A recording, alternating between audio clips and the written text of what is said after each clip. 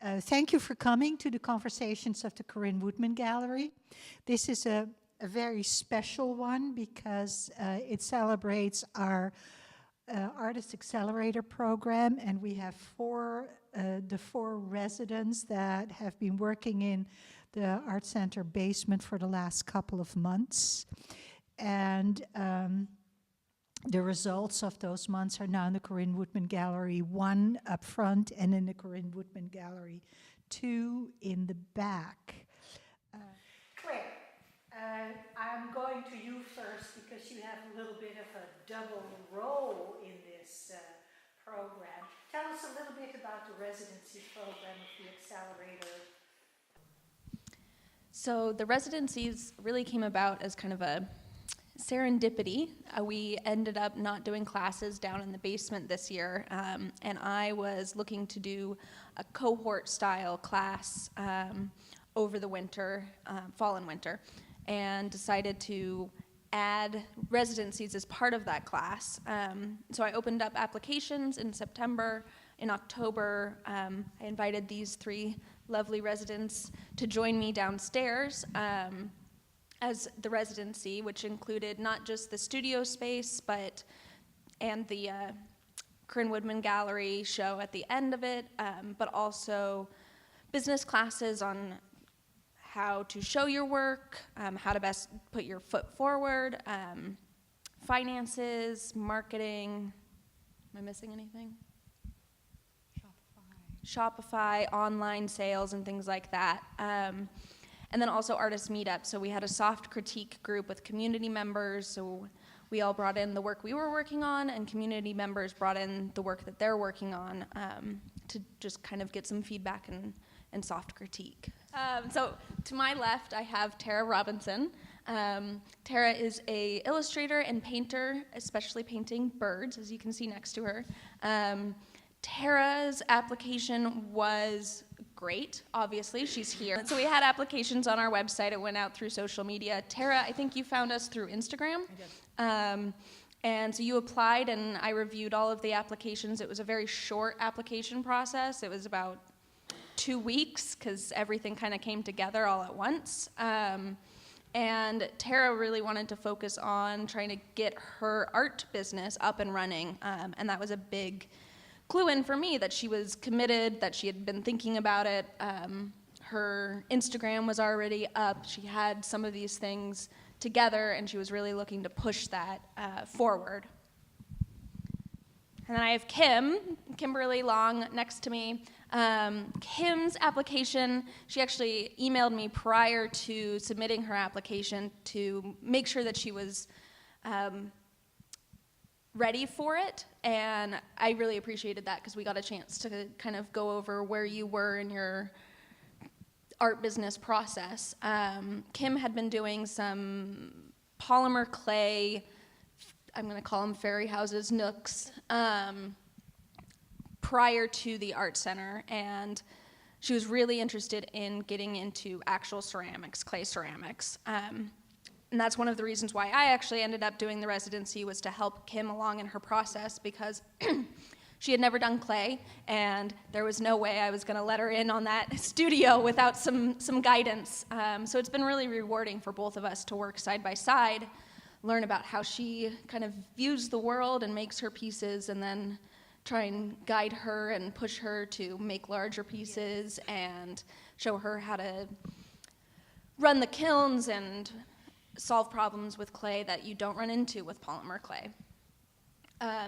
Next to Kim is Justin Lodge. Justin also had a very strong application. He's been painting for a very long time. Is, I think, of the 4 of us, the artist who is most interested in exhibitions and galleries, the more traditional of the 4 of us. And he was looking to really make a body of work, a new one, and stretch his skills in the business side as well. For the past few years, I've been really working with oils, and been using gouache to test ideas out, because you can do it quickly, it dries quickly, and I like the finish it has. I like it a little bit better than acrylic. and I had been working, I've been trying to find something. My previous work was very symmetric and stable, and I've been trying to find something that was not that. And so working with gouache, and so I kind of, just through process, I came up with this idea of working with shapes, kind of self-contained shapes that sort of have skyscapes within them. I had been working with skies, and I'm never really sure why, but I think I kind of figured it out as I see them as kind of like moods. And what I wanted to do with this work, I think what I realized eventually is sort of represent states of mind through basically as I've experienced through meditation, and seeing how thoughts, emotions, moods can exist within a space, within sort of an internal space, and how they can sort of overlap each other. Different thoughts, different moods can overlap with each other. They can repeat. They can exist, like I said, multiple times in the same space. There can be ones that are sort of dark and moody, while there are also ones that are bright and shiny and colorful, sort of all at the same time. And that was my goal in this, to kind of represent that through sort of self-contained forms that are in a blank space, in a kind of negative space. And so with these, that's why I left so much of it white, and I wanted to have some of the negative space within these forms. And one thing I really liked about what happened with the process is it allowed me to get out of the everything symmetric and kind of perfect composition that I was doing before, and it brought back for me, it brought back not an ability, but sort of a reason to draw freely, which I've always done and loved to do, but sort of conceptually it felt kind of kept myself in a very in a place where everything needed to be kind of perfect and even. And this seemed like a great opportunity to work with other artists, to sort of be exposed to the arts community around here, to be able to show your work and to have a reason to work and explore something. Again, finding the community, like Justin was saying, and being able to bounce ideas off of each other or see what other people have been doing. Even just finding a space to be disciplined in, and getting that routine of getting up and coming here and treating it as a priority and getting to work with it. And also being able to work with Claire and use her experience as kind of a jumping point, and finding new ways to explore what I was making, and finding new details. And again, it's more of exploring and just pushing myself, and this was the space to do it.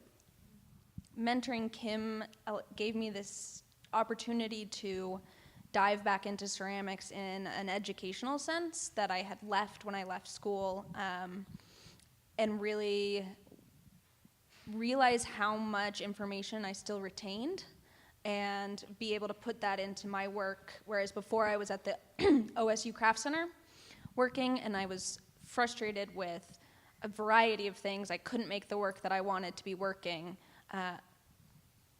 making. And the studio here allowed me to go bigger, try out a new cone, a new firing level, new glazes that I couldn't try at OSU. Awesome. Do I need this residency? I felt that I did, yes. I've only been a full-time artist for 2 years. I'm self-taught. I was working alone, which I think, all of us were drawn in by the hope and promise of building a community. So that was one of the big motivators for me. Another big motivator was that I felt like I was largely invisible to my local community. I have a pretty decent following on Instagram, but nothing local. And I felt that I needed to shift that weight just a little bit and have more of a local presence. One of the things that I'm really driven by and motivated by is finding ways to share my gifts. And I felt that being in the local community and having more of a presence in my local community would make more of those opportunities to share my gifts up, For me, I'm the youngest of the four of us, so anything outside of college for me is exciting. I was published a couple times in our college catalog, which was great, but to have my work anywhere outside of Bennington, Vermont, where I went to school, is really exciting. I mean, I've done some coffee shop shows. I've had a couple pieces here and there, but to have my work specifically in a catalog, something that I can say, hey, look, this is me, and these are the people that I was showing with, is really, really exciting. To be a little bit more known for my art and not just the work that I do to build the community is also really exciting. And then to just show with these guys, I mean, they're so talented, they're so great to get to know, was another huge part of it for me. I think, I really wanted, from early on, I kind of committed to creating a new body of work, which the downside of that was I didn't want to bring my old work in, which means I had to create everything. Everything that I wanted to show I had to create it in the last, 2 months. So, there's a discipline is something that, and just trying to work as quickly as I can and trying to make as much as possible and hoping that it works out and that it all looks okay in the end. Like I said, since it was kind of developing as I did it, just having some, I did kind of come up with a process, and so it's just kind of having some faith in the process that it's, I'm going to produce something that's presentable. I view it after the residency is now as kind of like I take myself serious and I've got to get after it. I need to push myself. I need to promote myself. I need to be confident and courageous with my work. And the residency has given me a platform for that. Claire has given me a platform for that, to be able to experiment and see the experiments come to life or fail, but both are okay. And so in the business realm, it's kind of like, okay, this is on my shoulders now, and now I get to push for it. Answering the same question. Okay. Well, I have two answers because one, I'm answering as the program director. I think that artists don't view themselves as business people, and every single artist is a business person. And I think that that's a misconception that many artists end up either giving themselves or being gifted by their teachers, is to not think about the business side of things, but every single one of them should be. And on a personal side, it's hard to do that as an artist. You're so focused in creating and so focused on making these objects, making these paintings, whatever it is you're making. How do you have time to focus on something like accounting or self-promotion or anything on the business side? And it's really about discipline and time management and all of that, and also realizing that that's part of your artwork, is viewing it as, okay, I'm going to the studio, this is one part of my job, but my other part of my job is making sure that I sell my pieces. And that's kind of where I have to frame it in my own mind as an artist, going to it as this is one one aspect, and I don't like all parts of my job at the art center. I love it, but not all parts of it. And so it's just kind of bite the bullet. So I think I've always thought of it as a business. I just didn't, up until recently, feel like I had the skill level at which my work could start to have some kind of commercial viability. I think part of maybe what my perspective is a little bit different is that I do see that there are multiple streams of income that an artist, at least the kind of art that I'm doing, can take from prints, physical products, surface design, art licensing, pushing it forward to the point at which I could potentially receive commissions for, say, editorial work, children's book illustration. I definitely see that I have two tracks as an artist: a fine art track, which is the paintings and works that are kind of standalone, like this piece. But I've also got works where I'm painting those paintings with each element separate on paper so that it can be scanned in and then used for surface pattern design, for fabric, or scrapbook paper, or stationery. I think that right now, at least from a 2D artist perspective, it's a very, very exciting time to be an artist because there are so many possibilities. So Yeah, I'm the artist that works in his basement and doesn't come out. So I don't know. I'm trying to figure that out. I see a lot of opportunities out there right now for artists, and I'm just trying to think of where my work fits into it, if it does. You know, I mean, there's a friend who looked at these and said, "Oh, you could put those on hats, you know, and sell them in Portland." I'm like, I don't know if I want to do that, you know. But you know, there's not a lot of people that buy, you know, paintings that are a couple $100s. So, yeah, that's kind of the next process, is just seeing because I still want to be happy with what I'm doing, but I'm just not sure what form that's going to take, other than, you know, something on a wall in a gallery.